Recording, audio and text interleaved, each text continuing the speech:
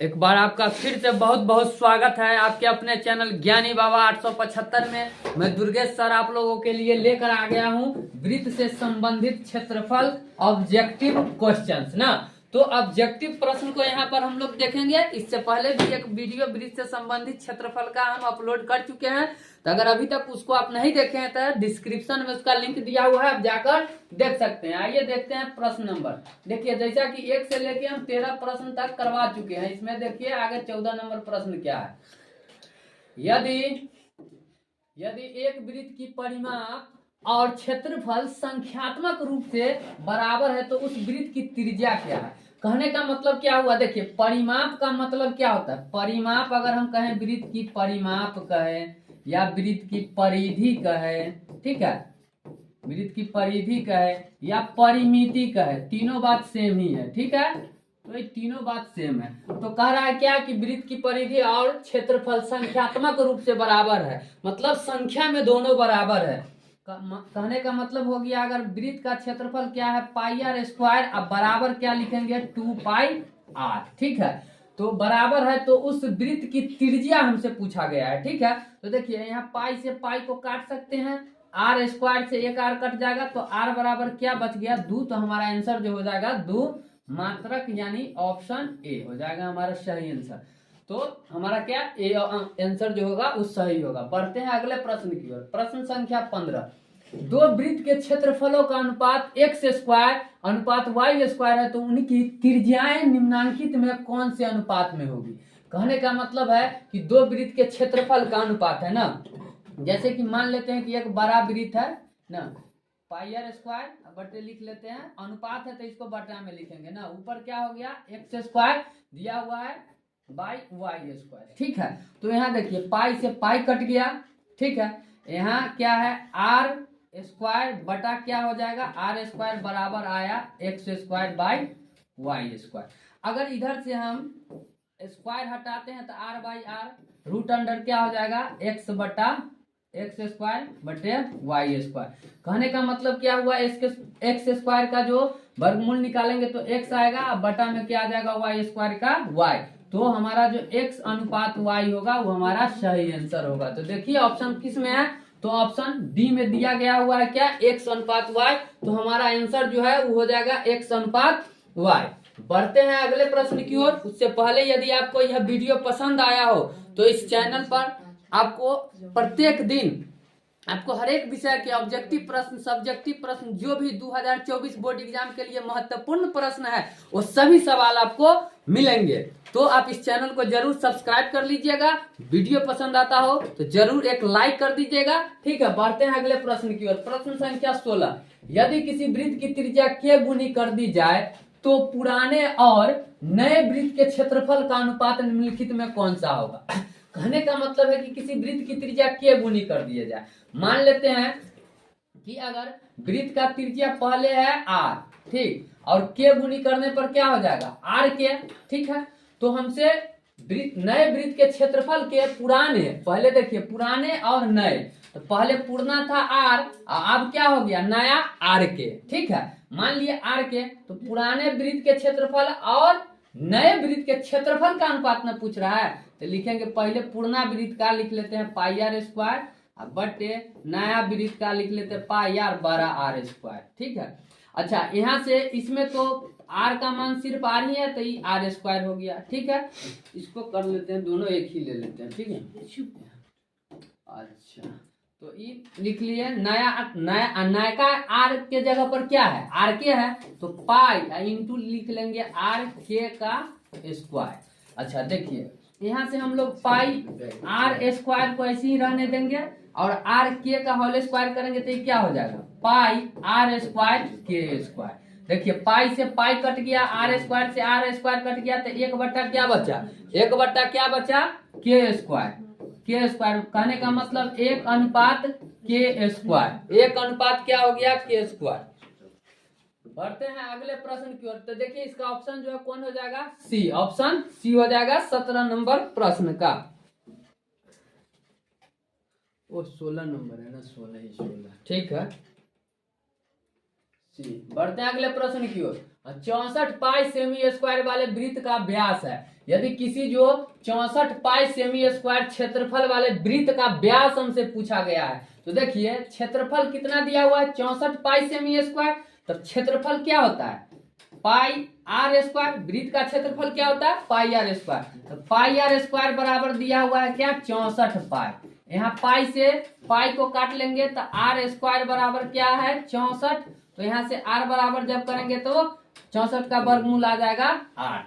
तो आर का मान क्या आ गया 8। हमसे पूछा क्या गया है व्यास मतलब कि डी। तो डी बराबर क्या होता है 2 गुने त्रिज्या 2r। कहने का मतलब हो गया डी बराबर 2 गुने 8 बराबर कितना आ गया 16। किसमें तो 16 सेंटीमीटर। ठीक है, तो इस प्रकार हमारा ऑप्शन क्या हो जाएगा 17 का बी। इसी कड़ी में एक और भी सवाल है 18 नंबर। ठीक है, 18 का भी हम लोग देख लेते हैं। देखिए यदि एक वृत्त की परिधि 2 पाई से बढ़ाकर 4 पाई कर दी जाए तो उसका क्षेत्रफल होगा। मान लेते हैं पहले 2 पाई था, ठीक है, कौन चीज उसकी परिधि, आप कितना कर दिया गया 4 पाई ना।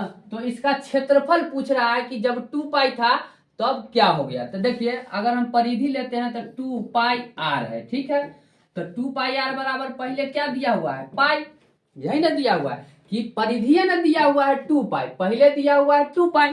तो 2 पाई आर बराबर लिख लिए 2 पाई आर बराबर 2 पाई। यहाँ देखिए 2 पाई से पाई कट गया तो 2r बराबर क्या बच गया 2। r बराबर जब करेंगे तो 2/2 मतलब कि r बराबर आ गया 1। अब देखिए तो त्रिज्या तो 1 आ गया। जब अगर हम 4 पाई अगर 2 पाई r बराबर कहने का मतलब कि 2 बढ़ गया 4 पाई हो गया तो बराबर लिख लेते हैं 4 पाई। ठीक है, अब यहाँ से अगर हम r बराबर निकालेंगे तो क्या आएगा 4 पाई बटा में 2 पाई। ठीक है, इसको काट देंगे तो यहाँ आ गया r बराबर 2।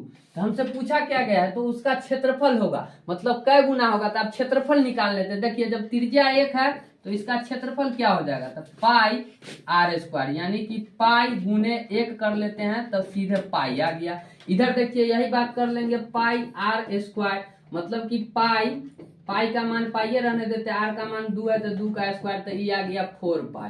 कहने का मतलब क्या हुआ यहाँ आया पाई यहाँ आया 4 पाई।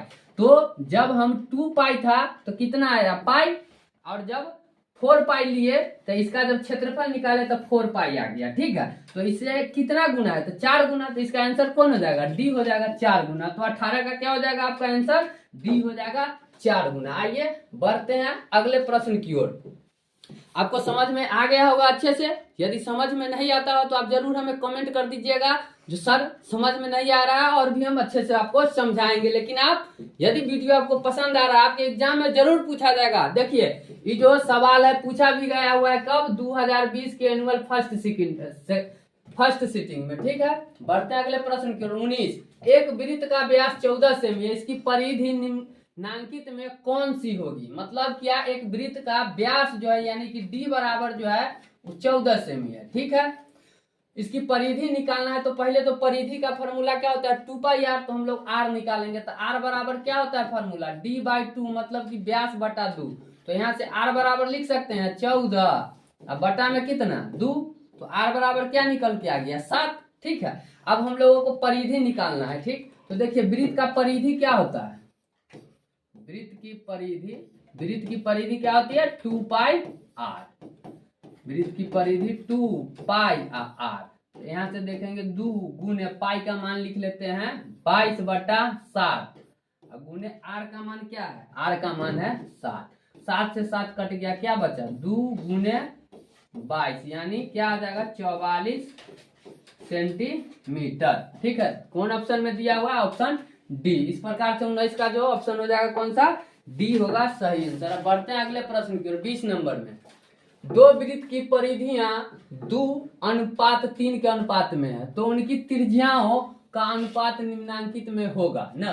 क्या कह रहा है कि दो वृत्त की परिधि का जो अनुपात है वो 2:3 में है। जैसे कि देख लीजिए 2 पाई आर, फिर क्या लिखेंगे 2 पाई आर बराबर इसका अनुपात दिया हुआ है 3। तो पूछ रहा है किसका तो त्रिज्याओं का अनुपात। ठीक है, इसका जो त्रिज्या है एक वो बड़ा मान लेते हैं एक छोटा मान लेते हैं। ठीक, देखिए